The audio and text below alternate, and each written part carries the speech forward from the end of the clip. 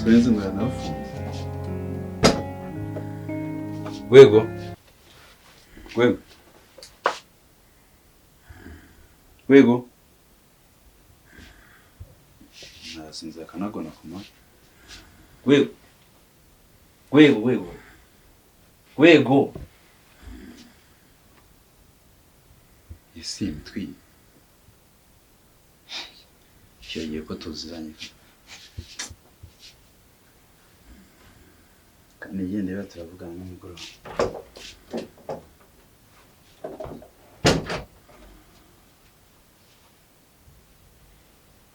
Sikiwaira patiji.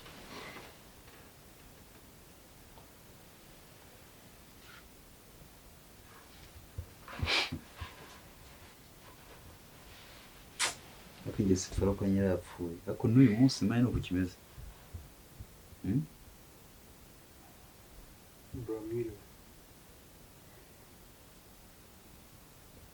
Mwiriwe, nuko wanyu muramukanye. Navuye ku kazi ryari se? Birakureba se? Ako ugize nawe utanyifuriza, utifuza ko tubonana? Okay, nimba udashaka ko kumbona n'icyatumye uzanga.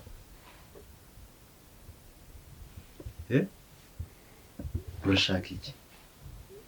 Nta kintu nuko ibitotsi byari binyishe gusa. Uravugishijwe none? Nyine ntabwo biriya mvuze. Nari ndi kurota ariko ntabwo ari njye bivuze. Cyari kibyo nta kiranga kuri. Muraho neza. Azi nuko mubonye musuzanya umuntu imyaka ingahe bihashiye. Urumva ndamutse mari 5. Salamu bro. Karibu. Yes. Siko mbona ntabwo mbamani yadutoje ntabwo. Uranyishimiye se bro? Karibu. Nigoro wacu. Niwe muvandimwe ngiye. N'ibikosa byose nakoze. Tugomba kubirenza ngo. Bro, ndumva atari byo pe none se. Oya, karibu. Hano uzava igihe umva washakiye. Bizotegwa ariko no kumbona ariko ndabona usa n'uwahindutse. Discipline rero ni yatanje. Ibyo no kugerageza ariko ndatunguye pe ndatunguye navuye hano. Wahindutse ariko sinzi ukuntu wambaye. Mbese ibyo nta kibazo. Ahubwo nyine nabonye mutaje no kunsura muri gereza ngira ngo mwaye. Oya narafatiye nta kazi. Ahubwo wowe hari ikindi turanga tuje muri salo. Ndikimwa gacupa se. Tukwakire ntugakumbuye. Unywe uje ni nko nkutumireho. None bikumeze. Vayo. Kunywa se? Uranywa icyo ushaka. No kujya. Ryabo ikuntu ubusiga barabaye ndutse. Waretse se ngasinzira basi. Uye banzuze tujye tunywe. Nishimire ko waje. Turishimira iki? Turishimira ko wagarutse. Okay. Iga no muvandimwe ngira. Nta kibazo. Tugerageze.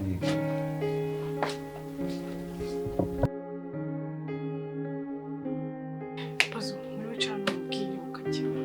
Mumagarira. Ibi. Tagira muri. Shapazo nakoze amahano. Mvas oya. Tuzumbwira amahano. Binibiki we manenge we. Ndikumva ntaza ahantu ndi. Ukina filime ari kuki. Ako Pazo wajya uvana ibyo bintu byahanga buri gihe nzamba ndikubwira ibintu ndi seri nawe uvuga umwana uzi ko nakoze amahano. Ubunza n'abagoryi buri munsi niyo mpamvu. Okay ngo tuzambwire sibyo. Mvumubwire. bakubonera ubwoba mani. Wishe umuntu se? Ese ntibazamfunga? Nasubishe umuntu. Nari ndimo ndagenda nkajya numva nibe ndi inyuma. Nkajya numva amahoni polisi iri kunkurikira. Mani ufite ubwoba nk'umuntu wagira ngo aratanye umuntu. Okay, nyine banza wumva. Umva se. Okay, humeka sibyo. Harya y'ifuramuzi. Ive.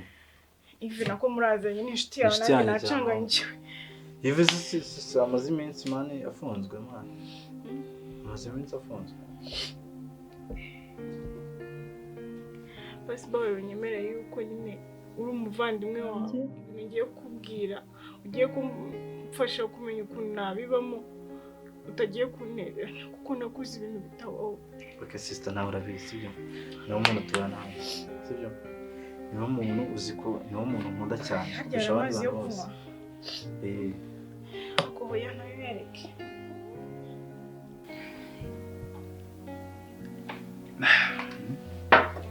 Rwego. Makuru se mukecuru ameze ate cyane? Ameze neza ahubwo bavuga ko wamwanzi udaheruka kumusura nawe. Akazi se Kigali, akazi kabafatiriye. Ariko nyine wagerageza nibura n'umunsi umwe cyangwa weekend imwe ugerageza ukajyayo. Biragoye. Weekend ni igihe umuntu wese cyo kuruhuka. Kuko nawe no mu minsi yashize yararwaye birangira tumuvuje arakira ntiwajya no kumureba. Egaye no kuntu mujya vuga ngo ndaza najya hano mbona nifitanye cyane. Gusa nyine nta kundi. Ako akazi kanyu bimeze bite? Akazi se. Akazi biri kugenda neza ariko mbaye n'umusenyi down ejo up nuko bimeranye. Ariko mbirimo neza tumaze kumenyerana nawe n'umukoresha. Kayigera umva hari uburyo ki appreciating ibikorwa byanjye. Nziza cyane. Ariko nyine koko akaru menye ntagiye kuzisinda. Kagize karakunaniye koko karakunaniye. Ariko njye ntabwo nzongera kunywa inzoga ariko. Ariko ziko zebye bwo zikiryoha. Ibintu zankoresheje nicyo cyari gituma ntashaka kuzasubira na rimwe kongera kubikora. Nari ninywera icyayi, amazi, ji cyangwa n'ibindi. Mani tuza suzi ko mukunda. Umva nyine ubwire. Nyine tuza banza umumeke. Nyine banza umumeke. Banza umumeke sibyo? None okay ndamubwira rero. Ive byanze. Ive bamufunguye. Sure. Oh my god. Ahubwo Imana ishimwe mani. Uziko Kigali yambihanye. Wanjye nzi ko bazamufunga nk'imyaka 20. Kubera iki? Ukuzi kugira ngo ugambanire umuntu bamufunge. Nurangiza nubona mu mwaka umwe baragarutse. Ubuse ntagiye kunyica. Agicucu nawe wamufungishije. Sinaye nakubwiye ubu rero uratangiye unuke. Mani uzikuri ikigorye mani. Uziko uriya munsi wamufunga banza umve. Uziko uriya munsi wamufunga. Nanjye nari ndi kumwe nawe mani. Yego se nabyuze. Uko paze kamubwira. Ntabwo nakubwiye ko ngiba mu bihe byawe byabaye. Wowe n'umuhungu nkunda. Wifashe igihe mu kirori harimo abakobwa rwana namubonye ari gusoma abakobwa. Yego. Si bimureba. Ahubwo ikintu kimbabaje ngo amugambane kandi nari nakubwiye ko rero ngiye. Mani uziko iyo ntaza ku mwana w'i Kigali. Mbatoroke. Nanjye baba baramfunzira imyaka yive yamazemo. Nyine ngewe ntabwo nabikoze nzi yuko biri bugende kure. Rero maze kumva yuko bamufunze nanjye nkoresha uko nshoboye kugira ngo azamayemo igihe kirekire atazaza akanyihimura. None sinzi uko byagenze baramufungura. Sha yarananutse mana we gikoze ari ahantu we yarananutse yarahorose none ngo sinzi ngo yaragiye mana cyakoze abakobwa b'amani bigorye kwera. Bakunda umuntu we watse ku nyine banza wumvise wakunda umuntu wakifuza ko bamufunga amani. Igayive yamaze igihe kinini anyiryaho yarankatiye. Nawe se wakifuza kumufungisha? Soso bihangane mwongere akazi. Ikibazo. Ntabwo umukozi. Kumfasha. Ahubwo se namubonye washatse umugore ntatubwira. Oya, nakubwiye se. Ntabwo mwaba yakubwiye. Uyu ni umwana yagize ibibazo wahise ko mama dutoje gufashanya. Nubwo nyine niga mu rugo ntagera ariko umutima wa kibyeyi mama yadushitsemo ndacyawufite n'amasomo ushaka we ntabwo kumushaka nabonye ko dufite n'ibyumba bitandukanye ntabwo ari umuntu kumufasha mu buryo bw'amasomo nkamuhira ababyeyi be bagize impanuka barapfa ubu ni we wenyine mbese turanafashanya kuko mbona nimba mufasha nawe akamfasha ngo ngira uwo nsiga mu rugo nkagira uwo nsanga ariko cyane tungo inzoga kweli ariko nta keza kazo ubundi se zimaze iki so nakabaye naragiye muri gereza iyo mba ntazinywa waraziretse ko nzikaziye kese yose kubita hasi uyu ntabwo umuzi uragenda ubwiyagenda umumenye gahoro gahoro kese ntiyari mbese ko utamunsobanuriye neza ni umugore washatse bazi urikiye kuko urashaka kumatisha urashaka gutuma nibagiye kombona nize ndamwera iki ko nta kamaro kazo basi mbamubwiye waraziretse burundu ufite gahunda yo kuziheba ntabwo mfite gahunda yo byose byararangiye gusa umwanzuro mwiza ariko uyu munsi basi twishimye mu wanyuma ziseze bati itariki iyi n'iyi n'umunsi mbere kunywa inzoga ntazinyoye koko umva amafaranga arahari ati ntabwo nazisubiraho nese ubwo nawe naraziretse miki zisezere nimba nawe naraziretse nkongera kongera gusezera n'ubutaha nazagaruka ngasezera bwa gatatu baranagusetse umuntu w'umugabo hari icyo zimaze inywesha amaji umugore wawe natubwira hari icyo zimaze ntabwo ndi umugore amaze kudushingira ntabwo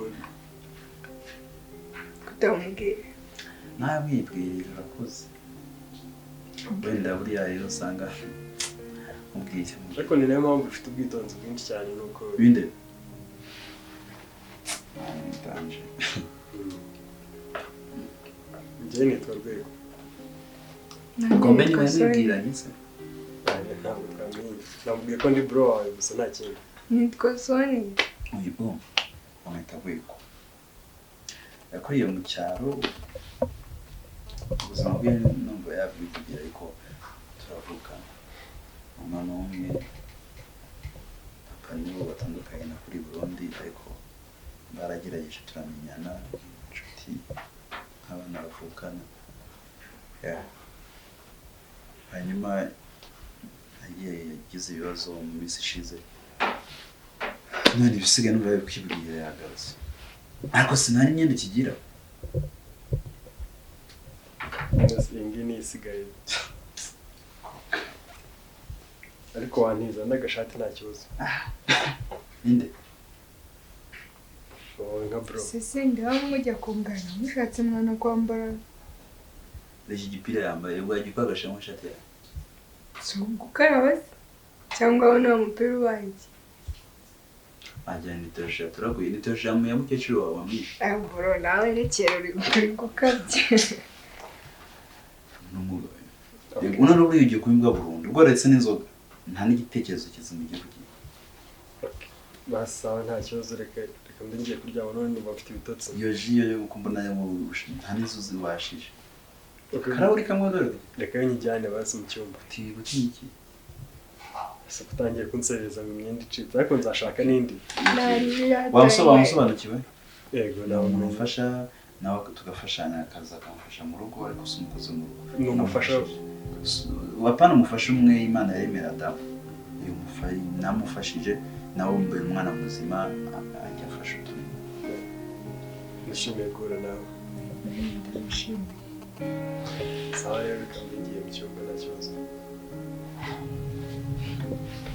okay akomana gereza urayizo twari kamubwiye namubonye umusatsi unyuzutse wumvise irihindurije numva ibintu byose bindangira numva ndwaye inzoka nshaka kudiyara nje niruka ahubwo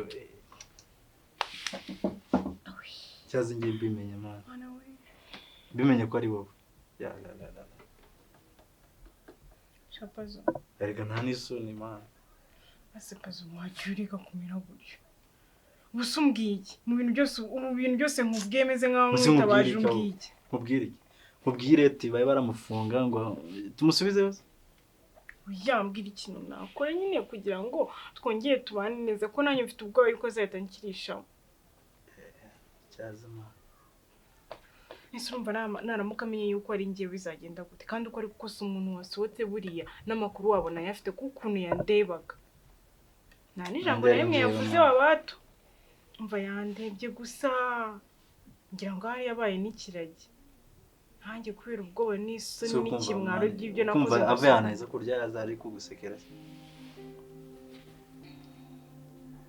kumva avuye muri hano mu kurya araza ati ikibazo wangiriye inama ikibazo wambere ukangira inama ukagira ndakwinginze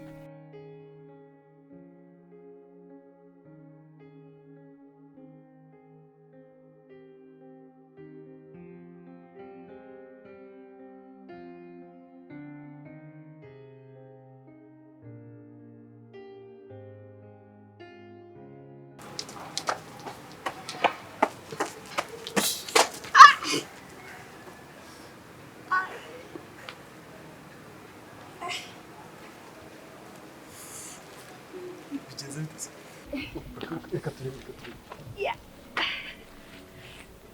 Pole.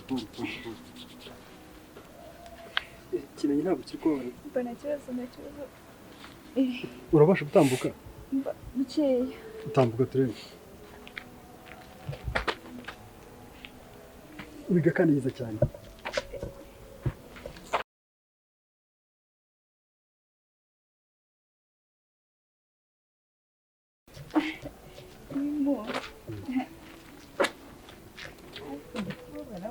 Nahangaha se? Hano imbere. Okay, tugenda.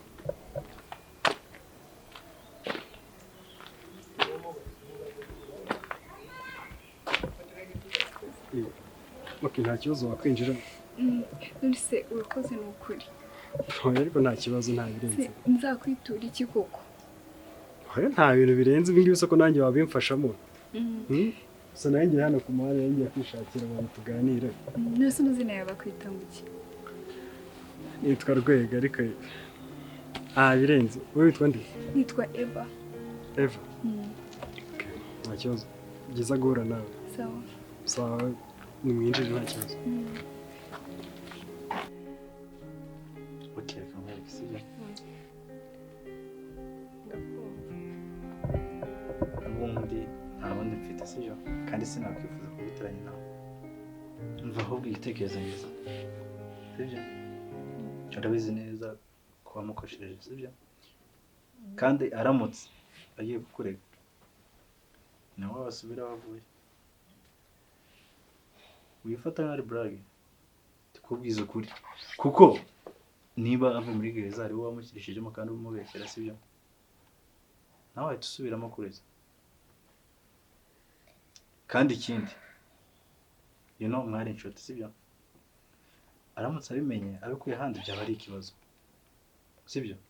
Betse gato uravuze ngo ngewe nzagende nitange kuri Ivena namubwiye ko ari njye wabikoze. Of course banze wumve nyine nose nabikura ahandi.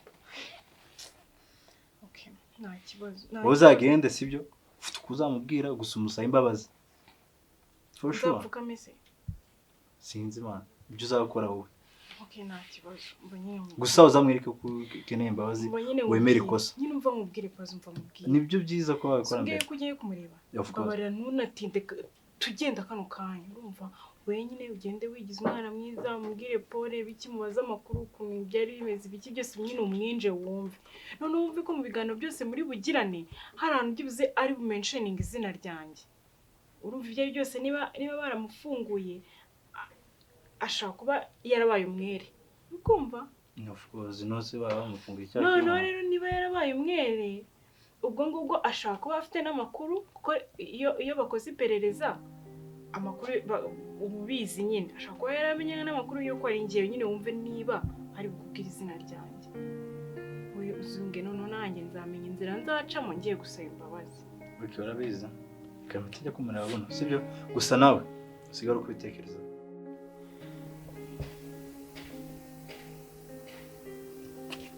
Bimeze bite ko mbona ubutishimye?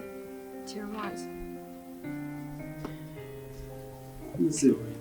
Ibirebye ibintu byose biranahandi nicyo kintu gishimisha wabara.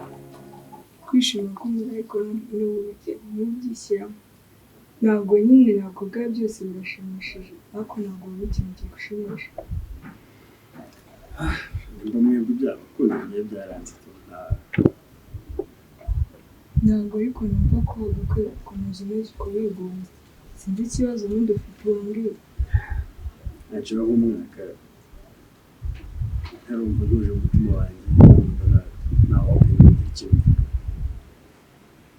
gusa ariko noneho iminsi yashize nahuye nabyo ndi mu cyaro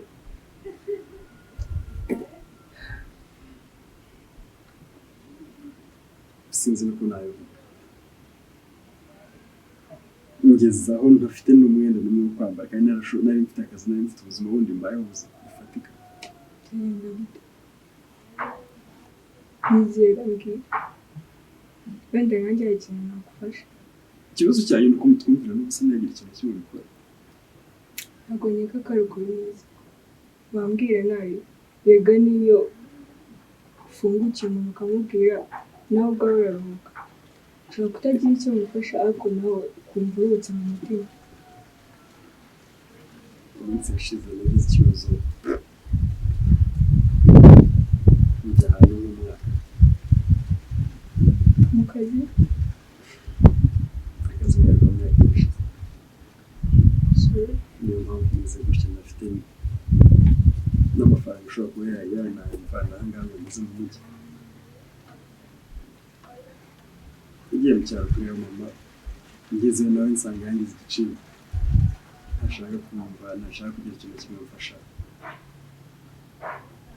ngo aho ngaho w'inzererezi finally birangiye nyuma y'umwaka mbonye ntabwo uri kuntu nabigenza birangira ngarutse ntabwo ya Kigali tuje kubana na bro niwe nawe ni ukubyuka ajya ku kazi ni ukugira gute ntashaka no kumureba gusize wowe mubanye mute twahuye nyine nanjye ari ukumfasha aba inshuti yanjye tubana gutya mwese abantu rero bagiye udashaka kuvuga nimba wapfa nzakubwira mbwira ikibazo gusa nishimiye kuba nibura wowe wanyegera tukaganira kumva nyine bitoroshye atari ibintu byatabikuzamo akagari ariko mu bushobozi bukeya mfite mu mwanya mukeya mbona ndagusezeranya ko tuzaba turi kandi ntukagire ikibazo mukerera